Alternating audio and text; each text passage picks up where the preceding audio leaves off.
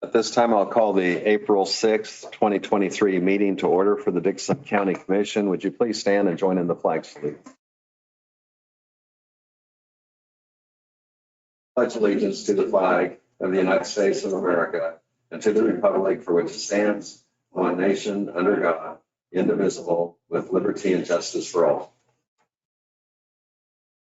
We do not have anything to add to the agenda, so I would move that we approve the agenda as printed. I'll second it. We have the motion, the second. Any discussion? All in favor say aye. Aye. Opposed? Motion carries.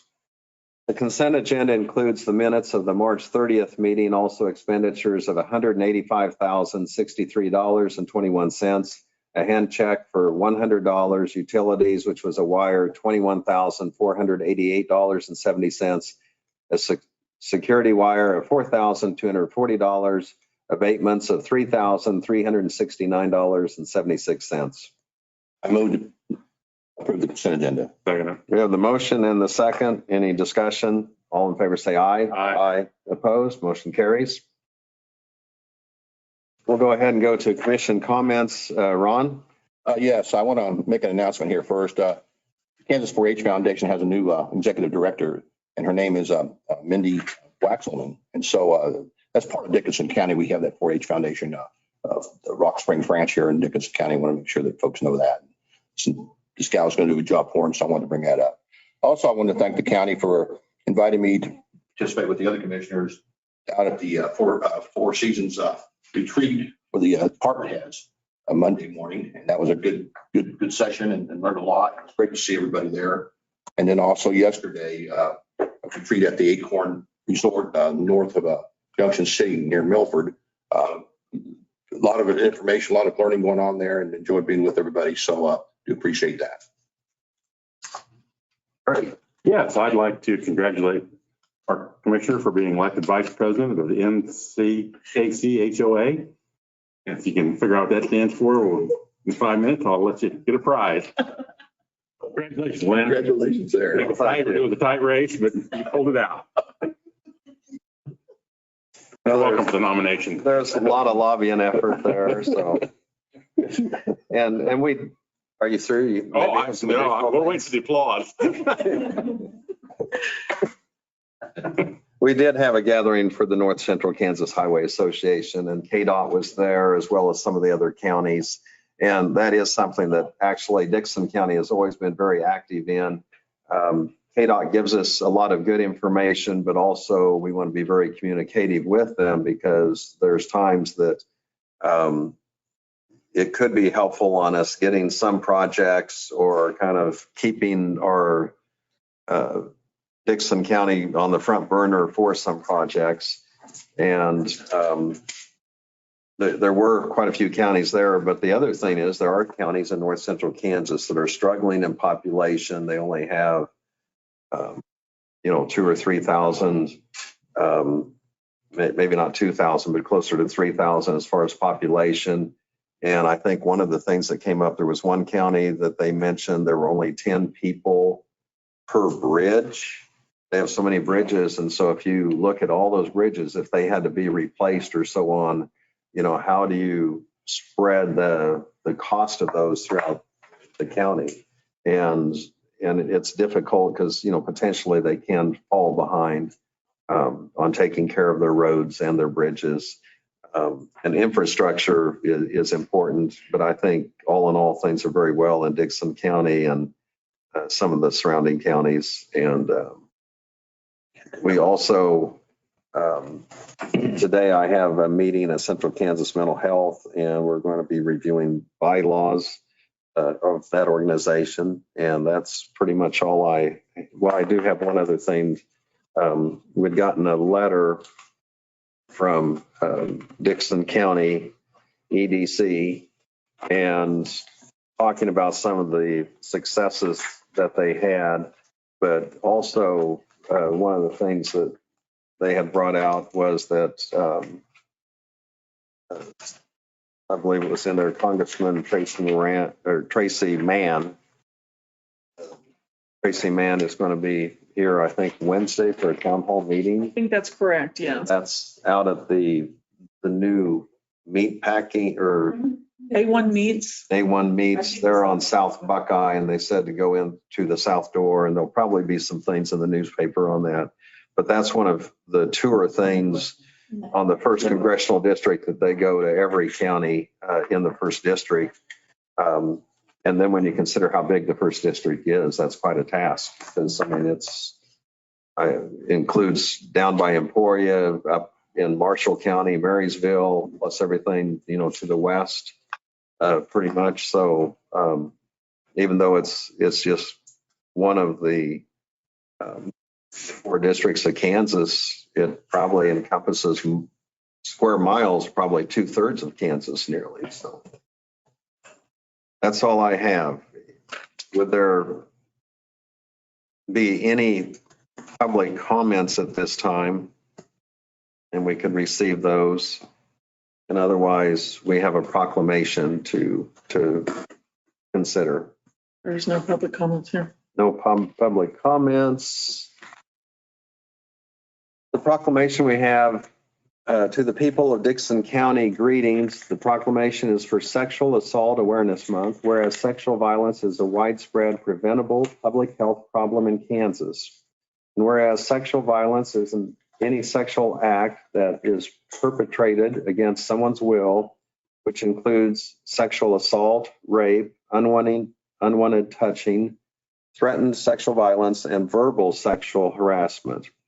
And all types of sexual violence involve victims who do not consent, or who are unable to consent, or who refuse to allow the act. And whereas 1 in 3 women and nearly 1 in 6 men experience some form of contact sexual violence in their lifetimes. And whereas in 2021, 1 incident of rape was reported to Kansas law enforcement every 7 hours, 19 minutes, and 6 seconds. And whereas these statistics do not represent the true prevalence of sexual violence due to underreporting, and sex offenders often target people they perceive as vulnerable, less powerful, or less credible. And whereas the offender is known to the victim in the vast majority of cases, 78% in Kansas, and whereas the effects of sexual violence may be felt directly after or for many months or years later, and confusion, anger, sadness, shame, guilt, helplessness, hopelessness, and self-blame are common reactions to sexual violence. And whereas the Domestic Violence Association of Central Kansas, also known as DVAC, provides 24/7, 365 days free and confidential services to victims of sexual violence in Dickinson County. And whereas DVAC advocates are available 24/7 at 785-827-5862 or toll free at 1-800-874-1499. Now, therefore, the Dixon County Commissioners do proclaim the month of April 2023 as Sexual Assault Awareness Month in Dickinson County, and urge citizens to participate in this observance. Is there a motion to go ahead and approve and adopt this proclamation? Move. We have the motion, Craig, second. Ron, okay. And any other discussion? I know from before, DVAC representatives have been here, and even though their presence is maybe more in Saline County, they also go to the surrounding counties and provide safe houses, immediate counseling. They have good communication with law enforcement when necessary. And so it is a service that they provide that addresses a problem not only in Dickinson County, but in all counties, as this mentions that. All in favor say aye. Aye. Aye. Opposed? Motion carries. And that is approved. The next item we have would be report of county officers. Janelle? Commissioners, just a couple things. We are moving forward with applying for the local bridge improvement program with KDOT. for 605 1700 Avenue, and that is a 90-10 match on that bridge. Hopefully we'll get that application through. We're also applying for the off-system bridge program at 1160 1100 Avenue, the bridge that's over Turkey Creek. That's one that's been on Martin's radar for quite a while, and that's an 80-20 match, I believe, that will apply for that funding there. The fracture critical one or is it down farther? It's down further. Okay. Yes. So Yard Road Bridge, which is the local water crossing bridge there by Rock Springs Ranch, the engineering should be completed on that by the end of this month, and then we'll turn the information in and receive the final amount for that, and then hopefully they, through the Fish Passage program, will be able to fund that entirely. And then also, Martin asked me to let you know that it's been 3 or 4 years ago at least, the state came in doing a study on, or looking at the fracture critical bridges, and on 1300 Avenue west of Union Road, that bridge was closed because of unsafe conditions. We've got piles of dirt there, we've got barricades over it, and people are still driving across it. So that's a safety concern. So what our plan to do is probably remove the decking, remove the ends on the decking, and then reposition the barricades again, and to prevent that. So, and it's not just ATVs that are going over it, it's vehicles. And that is a major concern. And Martin strongly encourages people not to do that. So, and that's, like I said, it's been closed. That was prior to COVID before that was done. So that's what we're going to move forward with doing with that. We're still waiting on the decking for the 3400 Avenue Bridge. We had approved that a couple weeks ago, I believe, and supply chain issues, unfortunately. So we're just temporary on holding that bridge. So they're going to move to about a mile to the east of that, I believe, and install some tubes there. So also we attended the retreat, and I appreciate the department managers and elected officials going through with that on this. And then Lynn and I had the opportunity to attend the Salina Area Chamber banquet with Solomon State Bank, and that was a very, very good speaker that they had there, and how resilience is very important when you are facing obstacles. And I think it hits home with some of the things that the county will be considering as we're looking at our budgets and what we need to do. So I appreciate the opportunity to attend. So, and that's all I would have today.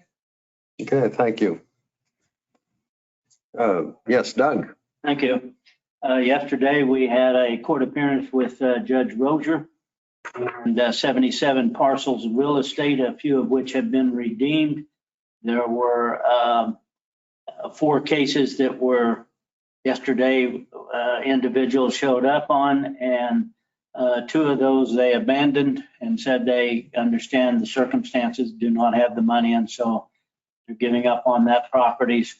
And then on 2 others, they have assured that they will have payment in full for the year that we're in for 2016, and they will have that in full within 2 weeks' time. If they don't, then that property will fall into the same category as the rest of the property. Some have been redeemed. 2 parcels of real estate, the Kansas Department of Revenue had filed an answer to, and I visited with them today, went through that with them, and they have decided to sign the journal entries, and so they won't be a hearing in regards to that. It was a matter of, I don't want to say it in any other way, a relatively new attorney and did not understand the procedure, and once that was explained, so I understand, and so those journal entries will be done. Judge Rozier had taken the journal entries with him to be signed, and as soon as I have those signed journal entries back and those 2 parcels of real estate that if they get redeemed within 2 weeks, we'll have all that taken care of. We'll move forward then with the notifications and move forward with the tax sale. So that's brings you up to date on that. That's all I've got. Thank you. Thank you. Any comment or question from the commission? I don't have any.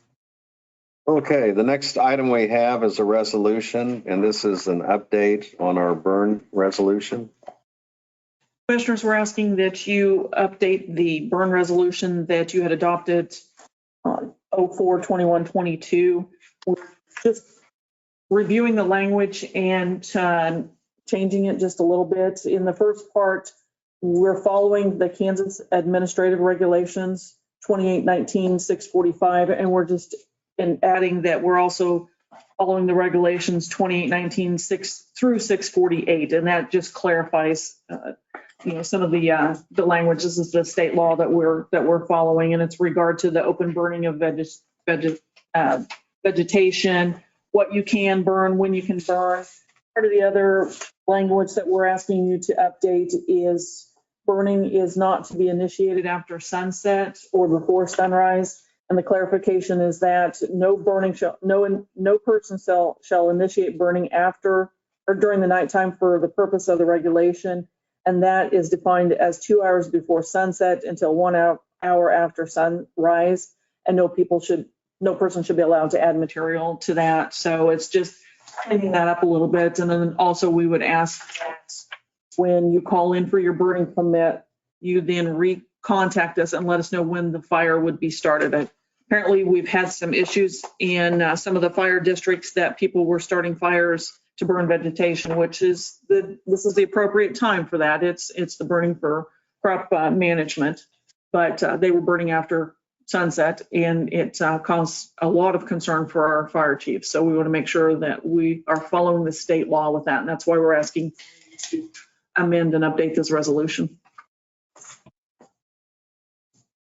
And if they do have the burn permit and they take normal type precautions and the fire gets out of control, then I guess our fire districts and sometimes multiple fire districts respond. That's very possible. And if they violate any of the permits or the restrictions listed in our resolution, then they can be fined for that. And that's a fine. It's a Class B misdemeanor and a fine not to exceed $1,000 or possibly incarceration, depends on what the violation is. So, but even if it's not obviously negligent and sometimes something unforeseen happens, I think people need to be aware that it costs. There's expense involved to the county to provide right, the 24/7 protection that the fire districts have, and also the equipment and then the support from other areas. Exactly. We give also to that we do. And surrounding counties. we put the burn bans in the hands of the fire chiefs for their districts and make sure that they are the ones setting the burn ban or not. And that depends on, like you just said, if they have the resources available, what the wind conditions are, the conditions are to allow them to burn. Have some little kids there, so make sure that. Jerry. I know, exactly. And if you go to the county's website, there is a fire district map with a listing of the burn bans or open burning allowed on there, so. And I should have said something earlier about this. I know it's a resolution that we do, but could there be some language in there that the fire districts are in charge of the burning? And maybe I missed it. Or the approval of it. Yeah. Or Approval. however they sign off. Yeah. I mean, it's nothing real important, but I mean. It does say in here, burning, the fire chief or his or her designee of the jurisdiction where the fire is located. It's number 7, or probably 6 in this one. They are the. Okay, it's on 7. Mhm. I don't fit mine. On the backside. Okay, I didn't. Oh, They have the authority to authorize the burning. okay. Yeah. I didn't see it. Thank you. I didn't turn it over. The only question I'd have on this too is, now this reads resolution Right. 4/21/22. Since it's amended and some changes, do we need to identify it with the current date, or do we just go ahead and keep it? I think that we've already amended it one time before, if memory serves, and we just amended this the current resolution in place, and that's all that we would be doing today, if I'm not mistaken. Yes. So you want to change it? Mm-mm. So we don't change the number on it to conform to, so it wouldn't be 040623, it'd Is this the one I sent you? be 042122. That was the original. I guess the original one was done in 12. But I'm saying they changed Changed the the resolution number. Yes. So we would change the resolution number again since it's updated. Updating this. So it's- Okay, it doesn't, either way would work. Yeah, either one. Okay. So our new resolution number will be 040623. Okay, Because if we go to look. I would go ahead and, That's true. Yeah. I would go ahead and move that we adopt resolution 040623 with some of the changes and clarifications that we have. We have the motion and second. Any other discussion? All in favor of this updated burn resolution, say aye. Aye. Opposed? Motion carries. We do not have unfinished business. Under other business, we have to approve our annual inventory. And Janelle, if you'd go ahead and kind of cover how this document's created and reviewed. As you know, we are required by statute that we produce an annual inventory of county assets, which Marcus very politely updated us with during the study session as to value of the items that we've got in there. So, but it's a listing of the equipment, vehicles, even down to the computers that we have. And annually, we ask each manager to go through and look at what their inventory is in their departments, verify that it's still there. If it's not, disclose or let us know how it was disposed of, if it was sold or if it was scrapped. So we can make note of that, and we create a new inventory list if they purchased new inventory, or a disposed of list as well. And then it's reviewed by the managers, myself, and then to the county commission. So Okay. Is there a motion to approve? I'll second it. We have the motion and second to approve the annual inventory report. Any other discussion? All in favor, say aye. Aye. Opposed, motion carries. Do we all three need to initial or sign it, or? you could split it up and do that if you, Well, I think we could just do the cover page. and That's what we've done before. that's fine. too. Yeah. Not every page. Oh, come on. That's him. It's all for, yeah. I signed them though. Okay. That's fine. The next item we have Delegate, Mark. is to approve the solid waste management plan. And Derek was here earlier, and once again, this is a housekeeping item. Any comment, Janelle? This is an annual review of the solid waste management plan, as you said, that we have to submit to the state. And there is a committee that reviews it. There's 1, 2, 3, 4, 5, 6, 7, 9, 11 people throughout the county that are on this, including cities, county staff, and so also township people that are on this committee to review. And there are no changes in it for this year. So we just need to have a signature by the commissioners so we can send it in to the states and Yeah, last year we reviewed the whole thing, Yes. and like I said, it's only been a year. So Right. I move we approve the Derek's Department Solid Waste Management Annual Review Plan. Second it. We have the motion and the second to approve the solid waste management plan. Any other discussion? All in favor, say aye. Aye. Opposed? Motion carries. And I do stand corrected. I see you didn't sign every page, but there are several pages on the document. Yes, there are. So I'll Yes. go ahead and sign those on behalf of the commission on the inventory. The auditors do take a look at our annual inventory as well. So it's tracking, so we know where county assets are. Okay. I don't believe there's anything else to come before the commission. Is there a motion to adjourn? So moved. Have a Second it. motion and second to adjourn. Any other discussion? All in favor, say aye. Aye. Opposed? Motion carries. We're adjourned.